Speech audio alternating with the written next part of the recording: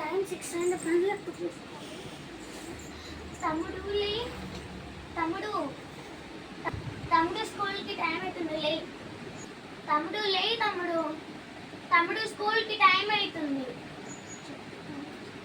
తమ్ముడు కాసేపు ఆగి చేస్తాను. అబ్బా నువ్వు అసలు మారనే మారో తమ్ముడు. లే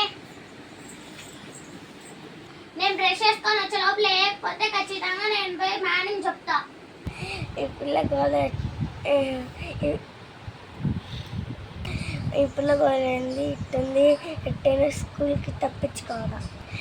అబ్బాయి పిల్ల వచ్చే తట్టు ఉంది, తొందరగా యాక్షన్ చేయాలి.